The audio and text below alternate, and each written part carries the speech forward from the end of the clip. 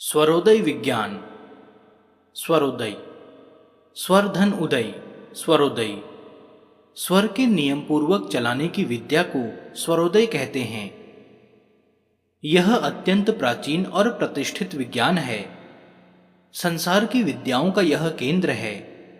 जिन प्रश्नों का बड़े बड़े तत्वज्ञ और भिन्न भिन्न धर्म यथोचित उत्तर नहीं दे सकते, उनका यह शीघ्र ही समाधान कर सकता है।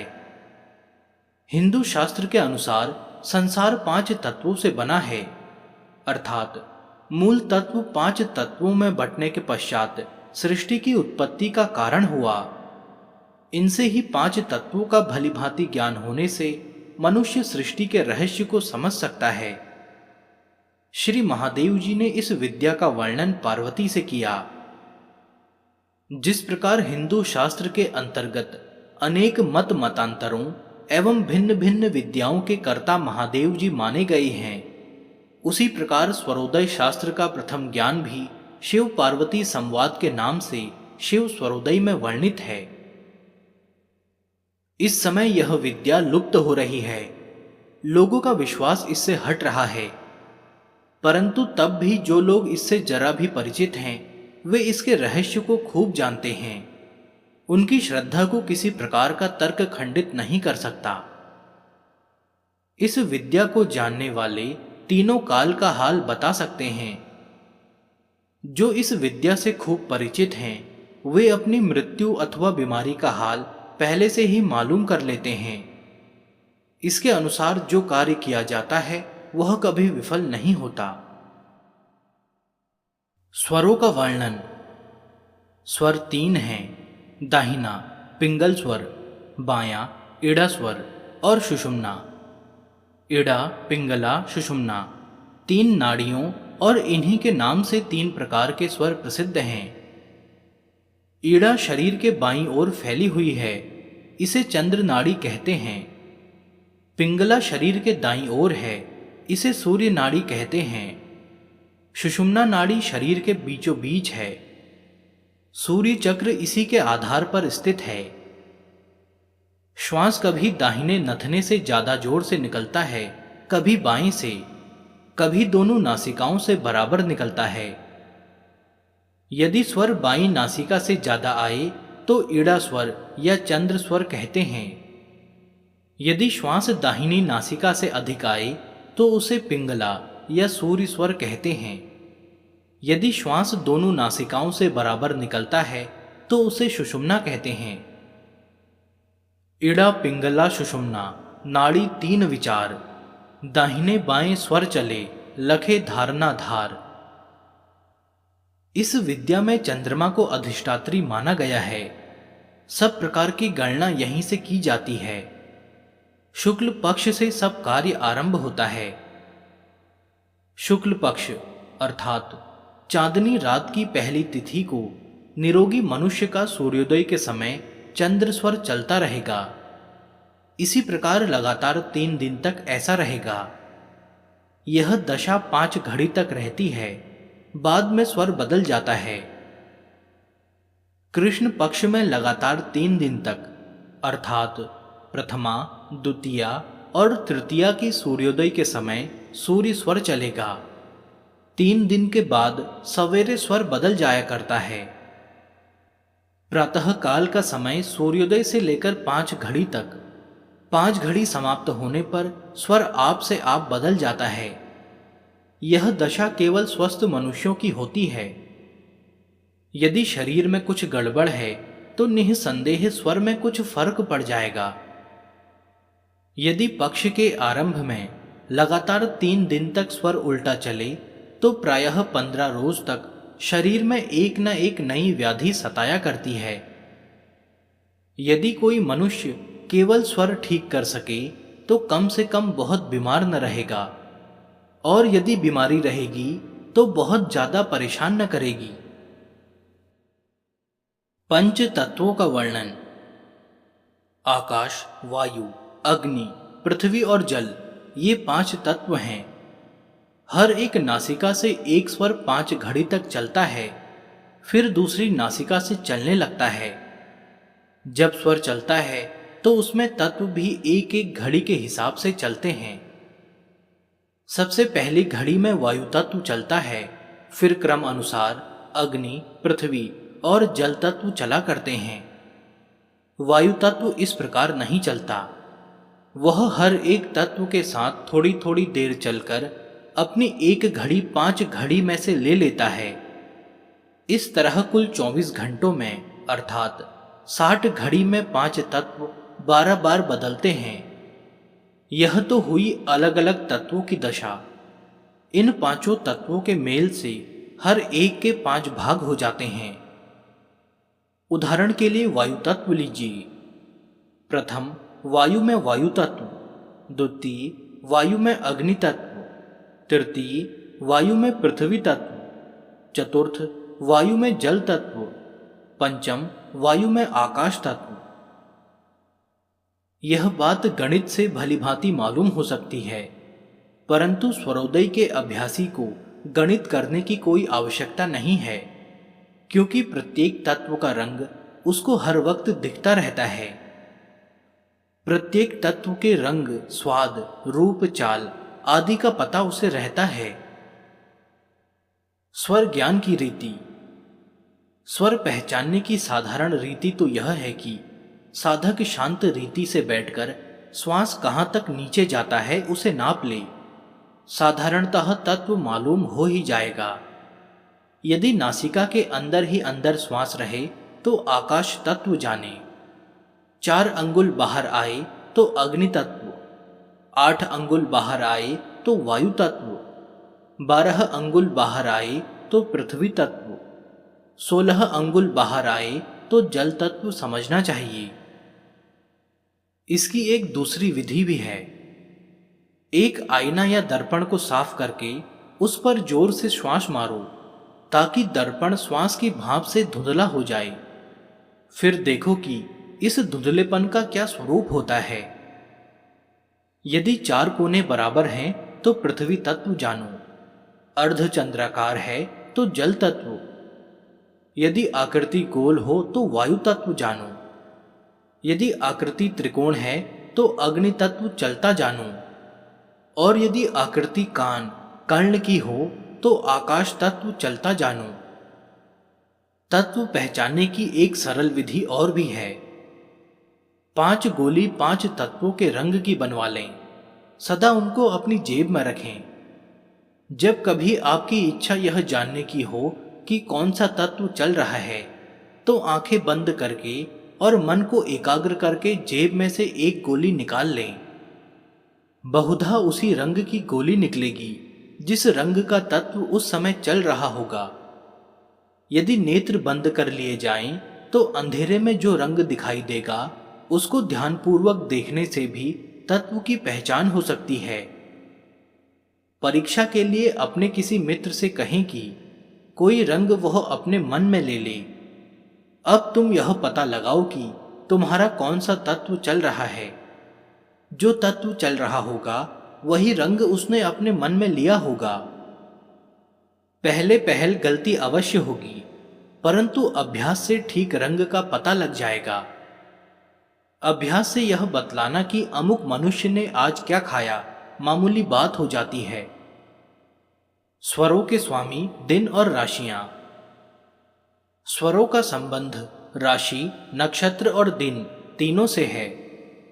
प्रश्न पूछने के समय वह बहुत काम आता है। ईड़ा स्वर का स्वामी चंद्रमा है, यह स्थिर है। पिंगला स्वर का स्वामी सूर्य है, यह चर है। सुषुम्ना चर और स्थिर दोनों स्वभाव अपने में रखता है। ईड़ा शीतल, पिंगला गर्म और सुषुम्ना समशीतल है। ईड़ा का स्वामी कई हिंदू ग्रंथकारों ने ब्रह्मा, पिंगला का शिव और सुषुम्ना का विष्णु को लिखा है। सोमवार, बुधवार, बृहस्पतिवार और शुक्रवार चंद्र स्वर के दिन हैं। शनि, रवि, मंगल ये सूर्य स्वर के दिन हैं। ईड़ा स्वर या चंद्र स्वर की दिशाएं हैं दक्षिण और पश्चिम। पिंगला स्वर या सूर्य स्वर की दिशाएं हैं पूर्व और उत्तर। ईड़ा स्वर की लग्न हैं वृष, सिंह, वृश्चिक, कुंभ। पिंगला स्वर की मेष, कर्क, तुला और मकर। सुषुम्ना स्वर की मिथुन, कन्या, धनु और मीन।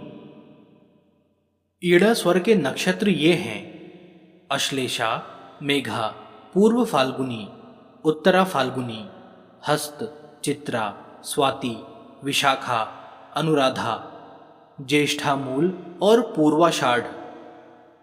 पिंगला स्वर के ये नक्षत्र हैं: अश्विनी, भरणी, कृत्तिका, उत्तराषाढ़, अभिजीत, श्रवण, घनिष्ठा, शतभिषा, पूर्वा भाद्रपद, रेवती और रोहिणी। सुषुम्ना स्वर के नक्षत्र ये हैं: मृगशिर, आद्रा, पुनर्वसु और पुष्य। स्वरों में अच्छे काम करने का वर्णन। चंद्र स्वर। चंद्र स्वर में वे काम करने चाहिए जो स्थायी हों और जिनमें कुछ परिश्रम और प्रबंधन की आवश्यकता हो, जैसे मकान बनाना, बाग लगाना, कुआं खुदवाना, तालाब बनवाना, दूर देशों की यात्रा करना, नए आश्रम में प्रवेश करना, मकान बदलना, विवाह करना, आभूषण पहनना, सामान इकट्ठा करना, दान देना, औषधि खाना, हाकिम से मिलने जाना, व्यापार करना, मित्रों से मिलना, सवारी, हाथी घोड़े मोल लेना, दूसरों की भलाई करना, गाना, नाचना, बाजा बजाना, एक स्थान से दूसरे स्थान पर रहने जाना, पानी पीना, पेशाब करना, धन एकत्र करना, बीज बोना, विद्या आरंभ करना, घर की नींव रखना, गांव खरीदना, दुकान खोलना, किसी की सिफारिश करना, किसी देश पर अधिकार करना, दक्षिण या पश्चिम की यात्रा करना, प्रेम करना, प्रार्थना करना, राज पर बैठना और नौकरी पर पहले दिन जाना इत्यादि। साथ ही तत्व का ख्याल भी रखें। यदि चंद्र स्वर में जल या पृथ्वी तत्व चलता हो तो काम उसी क्षण पूरा होगा। सूर्य स्वर। सूर्य स्वर में इनसे भी कठिन कार्य आरंभ करने चाहिए, जैसे कठिन विषयों का पढ़ना, जहाज आदि पर बैठना, शिकार खेलना, ऊंचे मकान या सवारी पर चढ़ना, लिखना, लेन देन करना, कुश्ती लड़ना, सोना, जुआ खेलना, समुद्र यात्रा करना, नहाना, भोजन करना, शौच आदि को जाना, युद्ध करना, शस्त्र विद्या सीखना, बीमार का इलाज करना, स्वरोदय का साधन करना, शत्रु पर चढ़ाई करना या उसके घर जाना, किसी स्थान को गिरा देना, पूर्व और उत्तर की यात्रा करना, कर्ज देना या लेना इत्यादि इत्यादि। सुषुम्ना स्वर। सुषुम्ना स्वर के चलते समय कोई संसारी कार्य नहीं करना चाहिए। यदि कोई कार्य किया जाए तो वह कभी भी ठीक न होगा। इस समय हरि कीर्तन, योग अभ्यास, सोहम का जप आदि करना चाहिए। इस समय का किया हुआ योग साधन बहुत अधिक प्रभाव रखता है। इसका मुख्य कारण यह है कि सुषुम्ना स्वर के चलते समय शरीर की सब नाड़ियां और सब चक्र कुछ विकसित हो जाते हैं। सूर्य चक्र की ग्रंथि भी अभ्यास से दिखने लगती है। इसी प्रकार यह भी ध्यान रहे कि तत्व का प्रभाव स्वर से अधिक पड़ता है।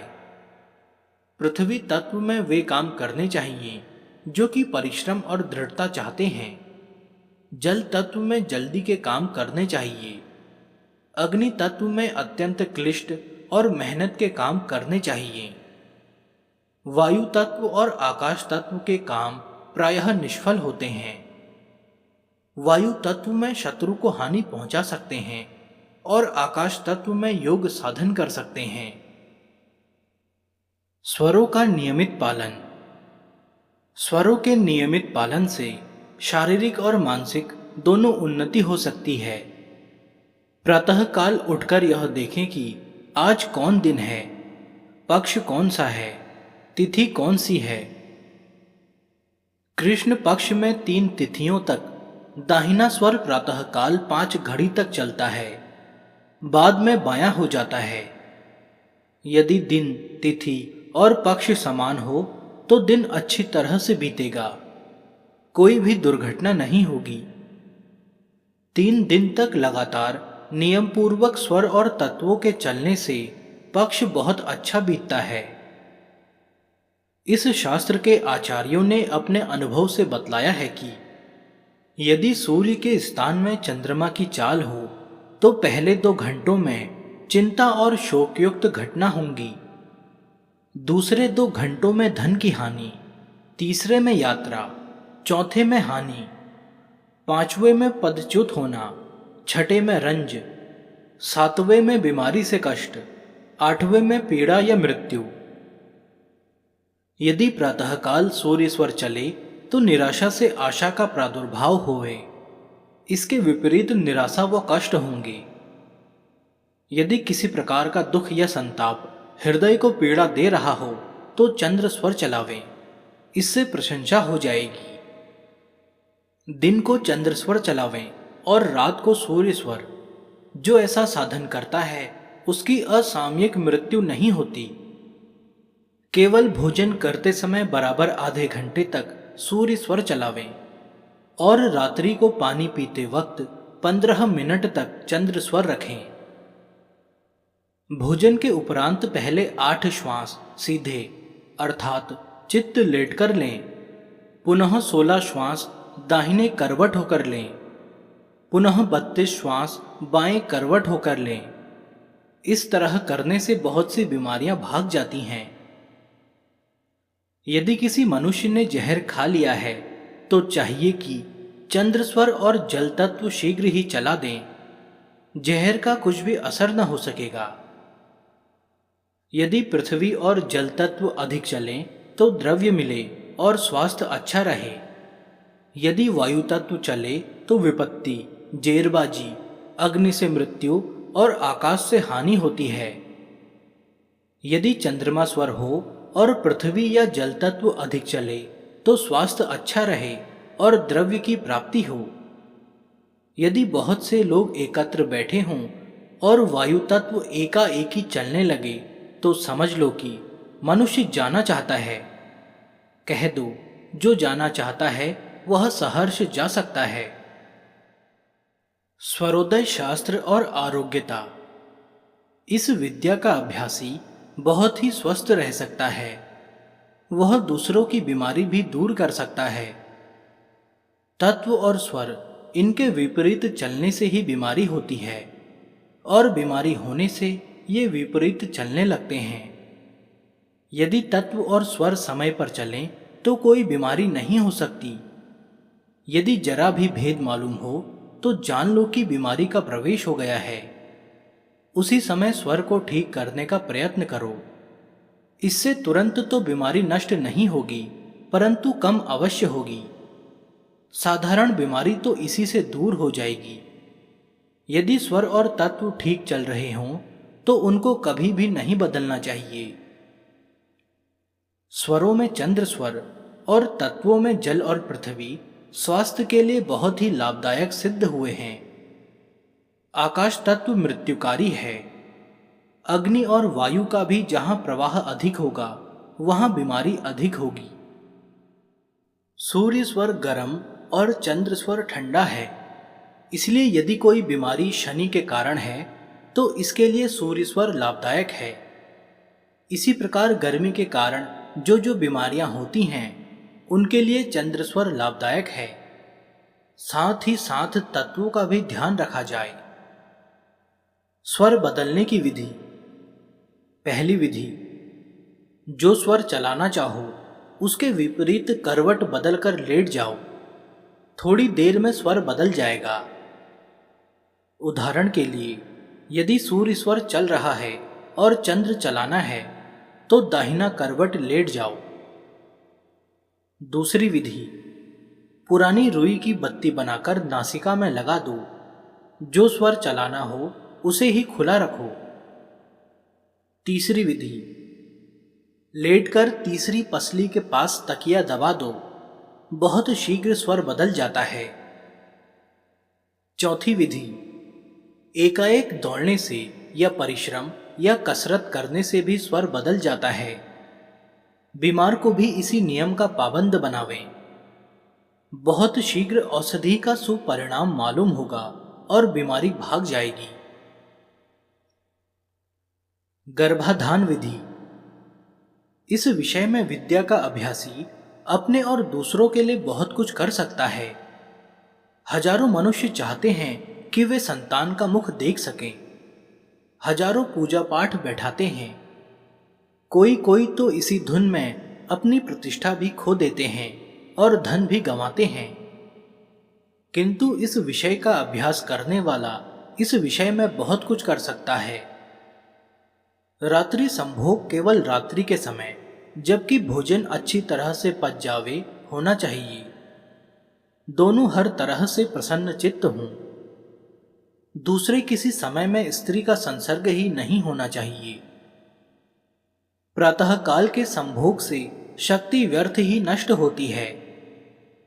संभोग के समय पुरुष का स्वर सदा सूर्य चलना चाहिए।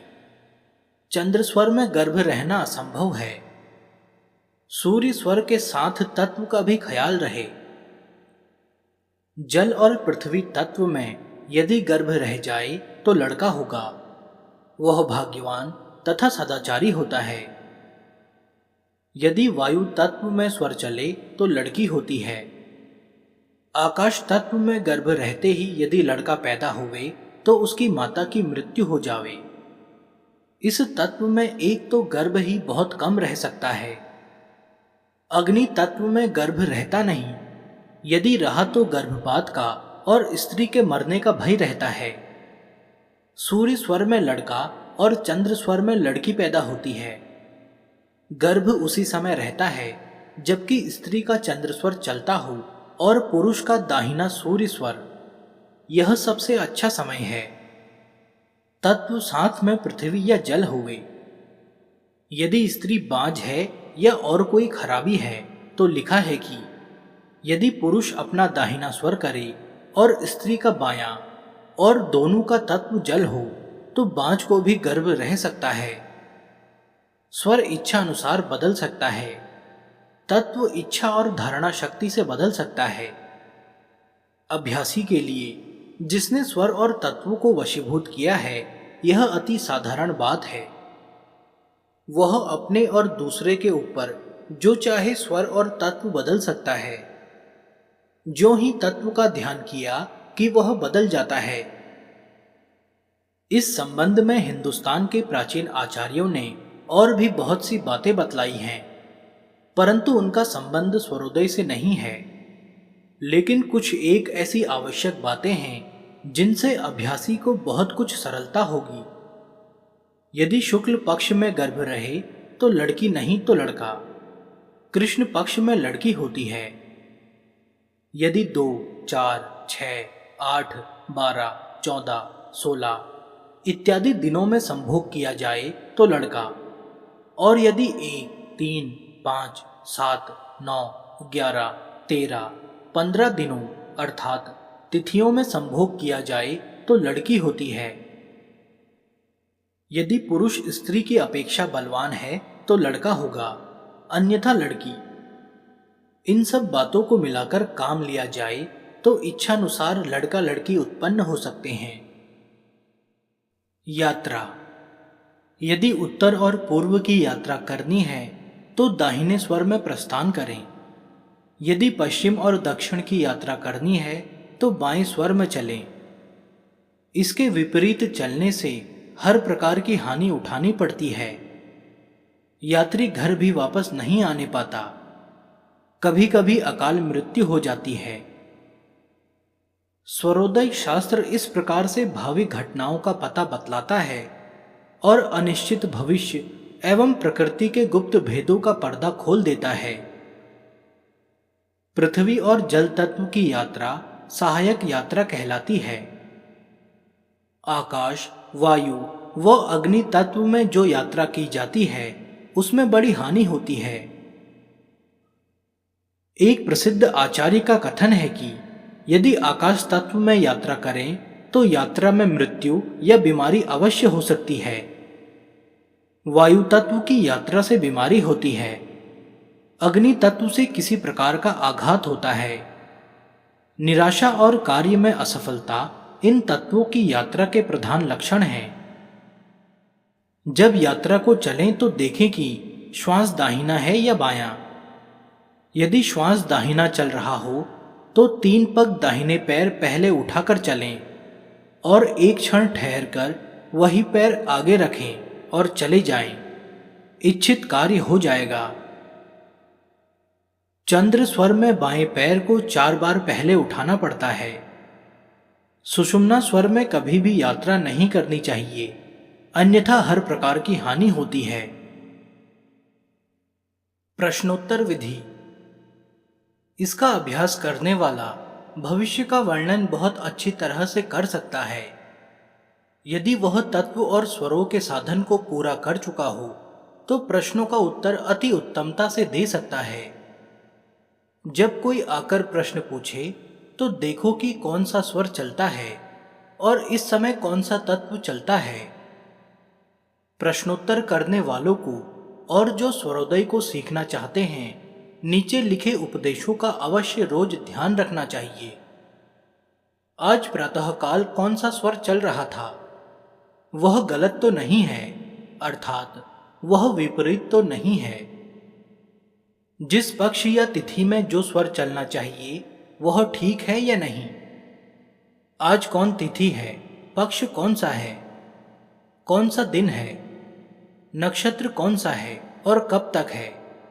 जब कोई प्रश्न करे तो इन नीचे लिखी हुई बातों का ध्यान रखें।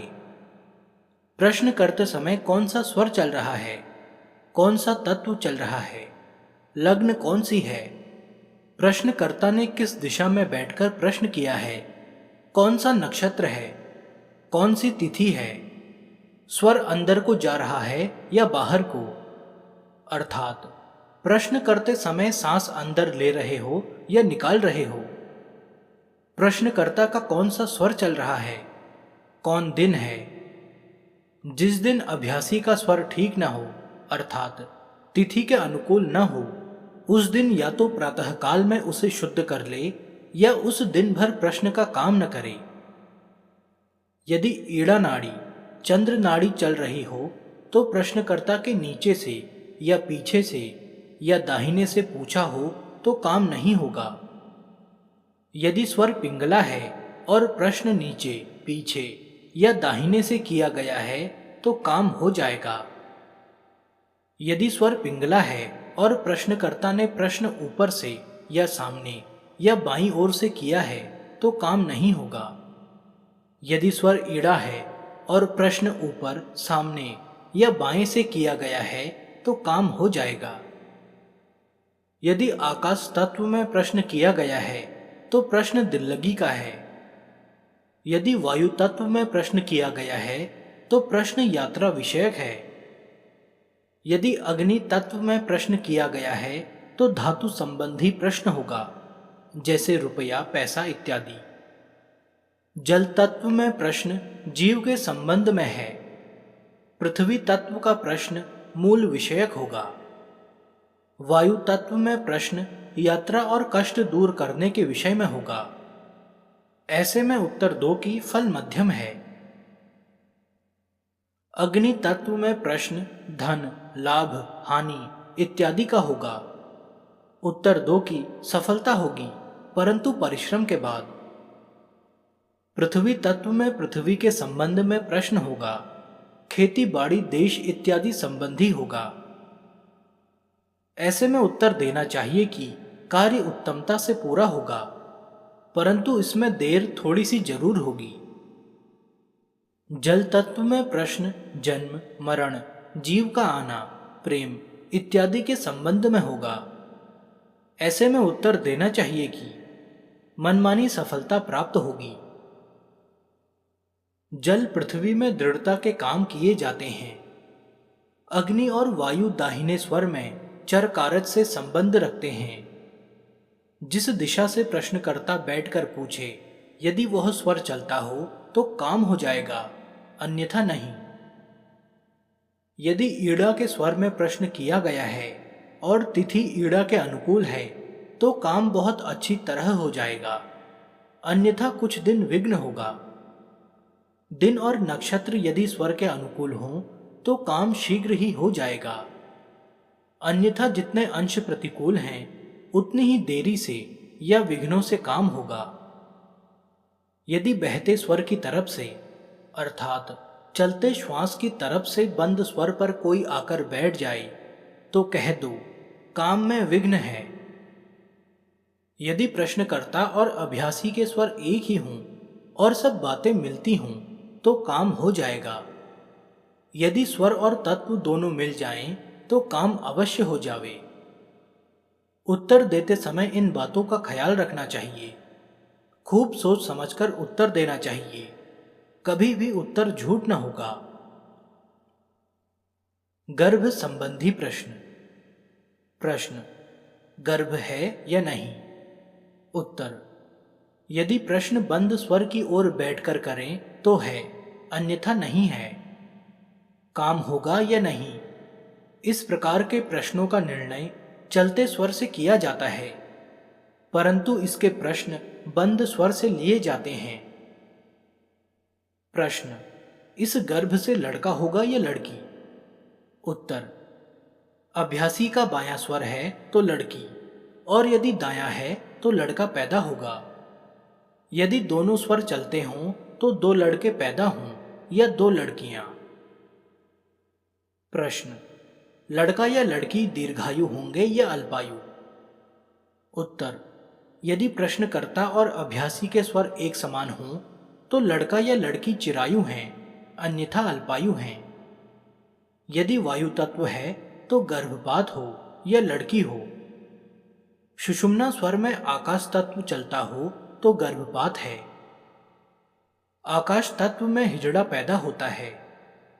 यदि अभ्यासी का दाहिना स्वर हो और प्रश्नकर्ता का बायां, और प्रश्नकर्ता यदि बाईं ओर से प्रश्न करता हो तो लड़की और उसकी माता दोनों का देहांत हो जाता है। यदि पृथ्वी तत्व चल रहा हो तो लड़की दीर्घायु होती है। जल तत्व से सदाचारी लड़का होता है। अग्नि तत्व हो तो गर्भपात होने की संभावना होती है। यदि बंद स्वर की तरफ से प्रश्नकर्ता चलते स्वर की तरफ बैठकर प्रश्न करे तो रोगी को आराम हो जाएगा। यदि प्रश्नकर्ता और अभ्यासी दोनों एक ही तरफ हों तो रोगी को आराम हो जाएगा। यदि नक्षत्र, लग्न, दिन, तिथि इत्यादि सब उस स्वर के अनुकूल हों तो बहुत जल्द बीमारी दूर होगी, अन्यथा उतनी ही देरी होगी जितनी कि इन सब की अनुकूलता में भेद पड़ेगा। यदि प्रश्नकर्ता ऊपर से ठहर कर प्रश्न करे तो आसार बुरे होंगे। यदि बहते स्वर की ओर से आकर बंद स्वर की तरफ आवे तो बीमार मर जावे। यदि प्रश्न के समय बाएं स्वर में जल या पृथ्वी तत्व हो तो शीघ्र ही आराम हो। वायु और आकाश तत्व प्रश्न के समय जारी हो तो मरीज मर जावे, अन्यथा उसको आराम हो। यात्रा संबंधी प्रश्न। यदि प्रश्नकर्ता और अभ्यासी दोनों का दाहिना स्वर चलता हो तो यात्री शीघ्र ही वापस आ जाएगा। यदि दोनों का बायां स्वर चलता हो तो देर से वापस आएगा। यदि दोनों के स्वर भिन्न भिन्न हों तो बहुत देर में यात्री वापस आएगा। यदि चलते स्वर से आकर बंद स्वर की ओर बैठकर प्रश्नकर्ता किसी प्रकार का प्रश्न करे तो कार्य कदापि न हो। संभव है बना बनाया काम भी बिगड़ जाए। यदि प्रश्नकर्ता बंद स्वर की ओर से आकर चलते स्वर की ओर बैठकर प्रश्न करे तो चाहे उस काम में कैसी भी निराशा हो वह काम बन जाएगा।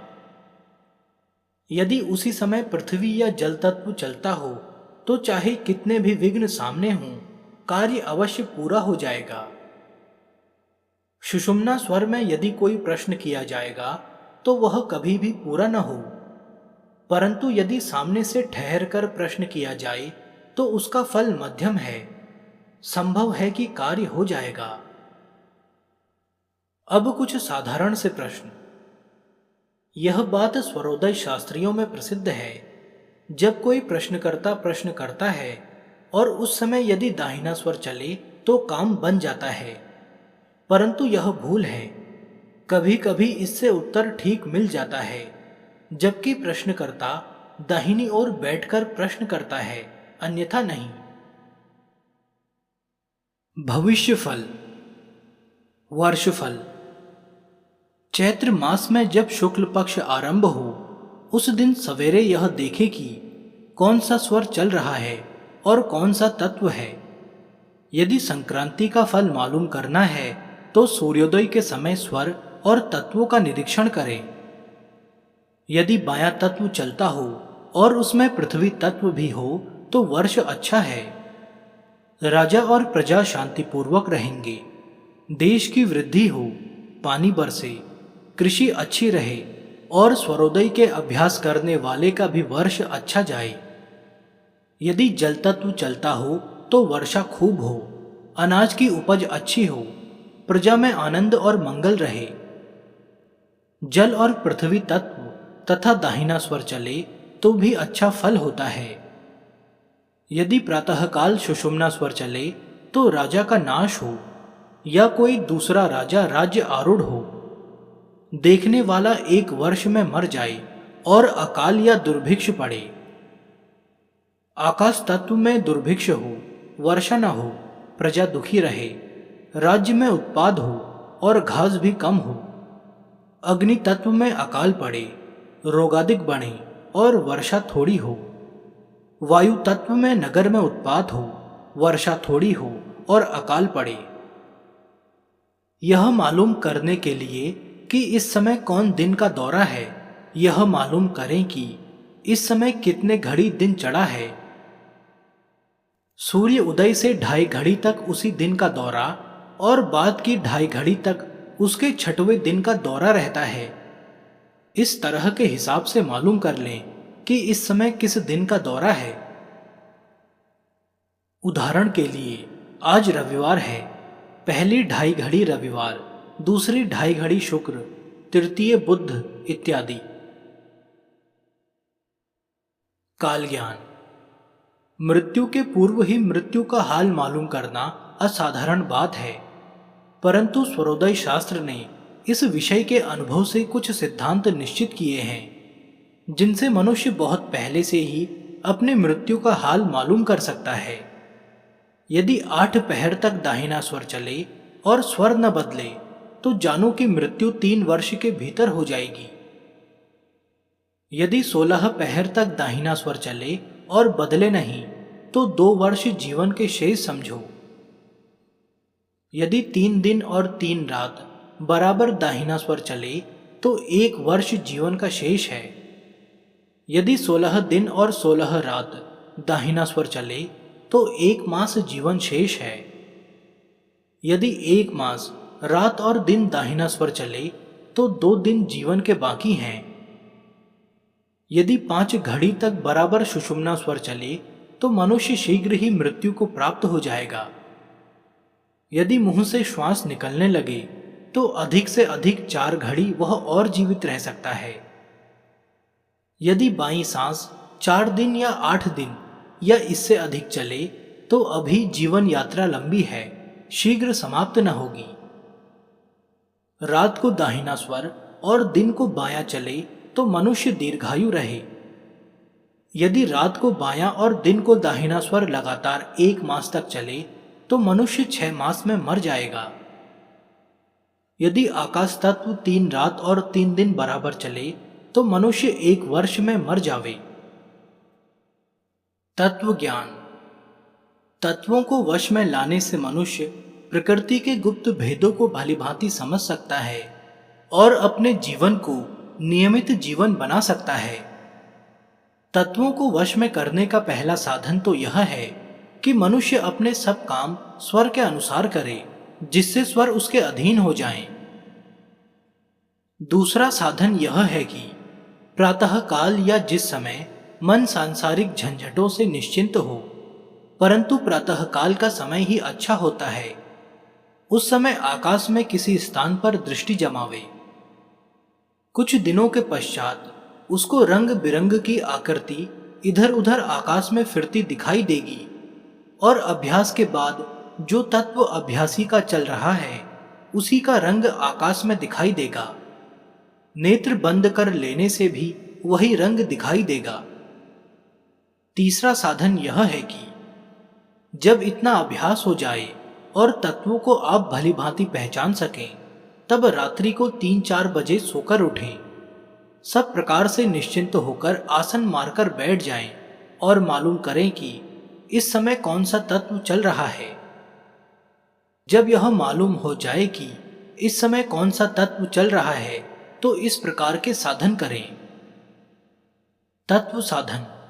यदि आकाश तत्व चल रहा है तो उस समय यह ध्यान करें, बहुत सा प्रकाश है जिसका कोई रूप नहीं है। उस समय हम का जप करें। यदि अग्नि तत्व चल रहा हो तो एक त्रिकोण आकृति का ध्यान करें।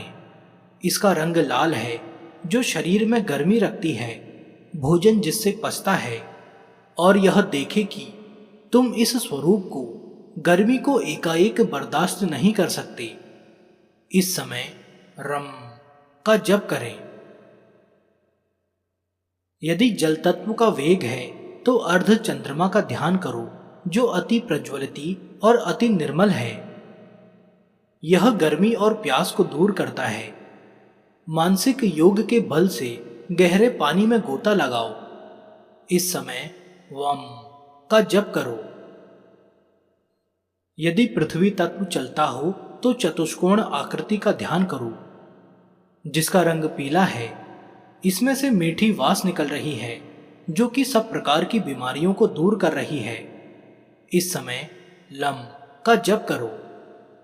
यदि वायु तत्व चल रहा हो तो गोल आकृति का ध्यान करो, जिसका रंग हरा है, जो तूफान में से पक्षी के समान ऊंचा उठता दिखाई देगा। इस समय यम तत्व का जप करो। इन तत्वों के साधने से मनुष्य को बड़ी भारी शक्ति प्राप्त हो जाती है। इन्हीं के बाद मनुष्य योग और स्वरोदय का संबंध समझ सकते हैं, इसकी स्वाभाविकता पर विश्वास ला सकते हैं। स्वरोदय शास्त्रियों ने और शिवजी ने लिखा है कि आकाश तत्व जिसके वश में है वह त्रिकालज्ञ हो जाता है, वायु से अति बली हो जाता है, अग्नि से गर्मी बर्दाश्त कर सकता है, जल तत्व से पानी का भय नहीं रहता, पानी बरसा सकता है, पृथ्वी तत्व से स्वास्थ्य को बनाए रख सकता है। कुछ समय अभ्यास करने से तत्व सिद्ध हो जाते हैं और फिर हमेशा के लिए ये अपने वश में हो जाते हैं। इनसे बड़े बड़े काम निकाले जाते हैं।